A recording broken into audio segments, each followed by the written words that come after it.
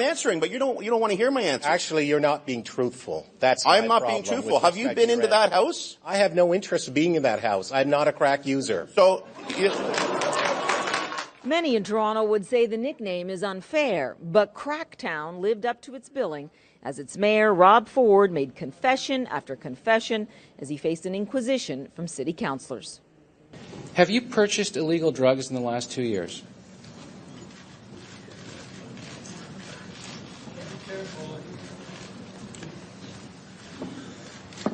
Yes, I have.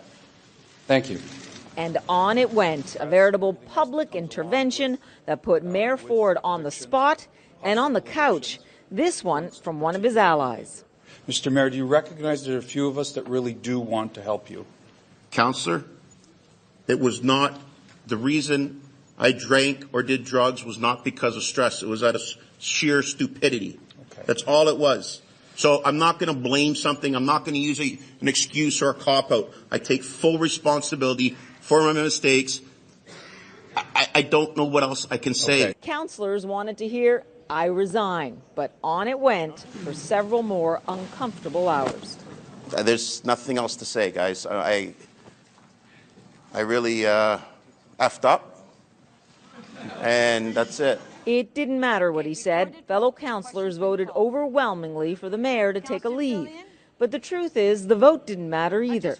No one can legally force the mayor to quit.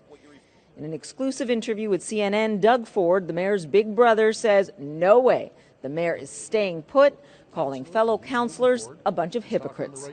Everyone has faced it, and they're willing to forgive. They aren't willing to forgive Rob Ford. They would if he stepped down. Well, why should he step down again? Let the people decide. Outside, a few thousand protesters made it clear they have decided the mayor can't stay on the job. Do you have any power to stop it? How are we going to stop it? Any way we can, by any legal means necessary. And we're going to keep the pressure up until he's gone. This isn't the end. This is the beginning. And that's been the point here all along. People saying that, look, this isn't the end. This is the beginning of a protest movement. The mayor's response, bring it on. So be very careful on what you write.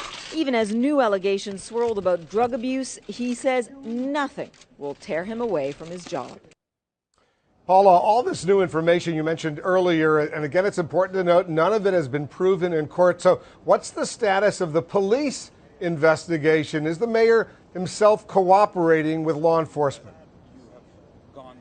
Well, it was quite a bombshell, something that was a bit missed with all the sordid details today, that Rob Ford admitted in council chambers, Wolf, that he is not cooperating with this police investigation. I spoke to his lawyer, Dennis Morris, afterwards. He says that is his advice to the mayor, and he takes it.